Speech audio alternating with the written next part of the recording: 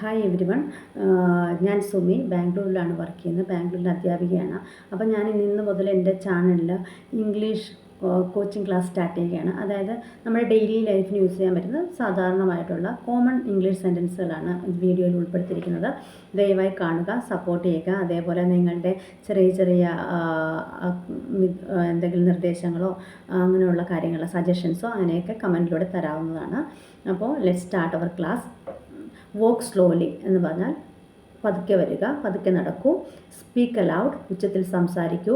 Move forward, മുന്നോട്ട് വരൂ. Move backward, പുറകിലോട്ട് പോകൂ.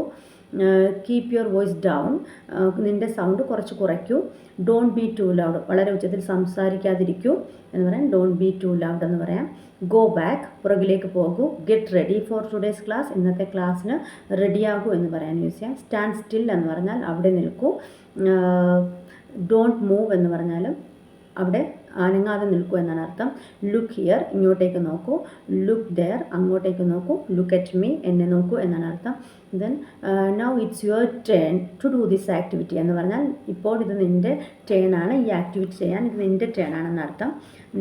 കം ഡൗൺ ദ സ്റ്റെയർസ് എന്ന് പറഞ്ഞാൽ സ്റ്റെയറിലൂടെ താഴേക്ക് വരിക എന്നാണ് അർത്ഥം. Come down the stairs.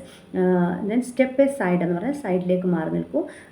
Step back എന്ന് പറഞ്ഞാൽ പുറകിലേക്ക് മാറി നിൽക്കൂ എന്നാണ് അർത്ഥം. കാം ഡൗൺ എന്ന് പറഞ്ഞാൽ സമാധാനപ്പെടൂ. ഹാവ് പേഷ്യൻസ് എന്നും പറയാം. വെയിറ്റ് ഔട്ട്സൈഡ്, പുറത്ത് വെയിറ്റ് ചെയ്യൂ. ദറ്റ്സ് ഓൾ, അത്രയേ ഉള്ളൂ എന്ന് പറയാം. റൈറ്റ് നൗ, ഇപ്പോൾ എന്നാണ് അർത്ഥം. വാട്ട്സ് റോങ് വിത്ത് യു, നിൻ്റെ പ്രശ്നം എന്താണെന്ന് ചോദിക്കാൻ വാട്ട്സ് റോങ് വിത്ത് യു എന്ന് പറയാം. ഓഫ് കോഴ്സ്, തീർച്ചയായും. മൂവ് എ ബിറ്റ്, കുറച്ച് മാറണം എന്ന് പറയാം. മൂവ് എ ബിറ്റ് എന്ന് പറയാം. മൂവ് എ സൈഡ് എന്ന് പറഞ്ഞാൽ കുറച്ച് സൈഡിലേക്ക് മാറി നിൽക്കുക എന്നാണ് അർത്ഥം. ടേൺ ബാക്ക് എന്ന് പറഞ്ഞാൽ പുറകിലോട്ട് തിരിയൂ എന്നാണ് അർത്ഥം. ഇനി ഒരാളെ നമ്മൾ കുറച്ച് നാളുകൾക്ക് ശേഷം കാണുമ്പോൾ ഞാൻ വളരെ സന്തോഷവതിയാണ് നിന്നെ കണ്ടതിലെന്ന് പറയാൻ നമുക്ക് യൂസ് ചെയ്യാവുന്നതാണ്. I am so happy to see you again എന്ന് പറയാം. ദെൻ കുട്ടികൾ ക്ലാസ്സിന് റെഡിയാണോ എന്ന് ചോദിക്കാൻ നമുക്ക് യൂസ് ചെയ്യാവുന്ന സെൻറ്റൻസാണ് are you ready for today's class, നിങ്ങൾ ഇന്നത്തെ ക്ലാസ്സിന് റെഡിയാണോ. Next, let's learn something new today, ഇന്ന് കുറച്ച് എന്തെങ്കിലും പുതിയ കാര്യങ്ങൾ പഠിക്കാമെന്ന് പറയാം. Let's learn something new today എന്ന് യൂസ് ചെയ്യാം. ഇനി അടുത്തത്, I will show you how to do it എന്ന് പറഞ്ഞാൽ ഞാൻ നിങ്ങളെ കാണിച്ചു തരാം ഇതെങ്ങനെയാണ് ചെയ്യേണ്ടതെന്നാണ് അർത്ഥം.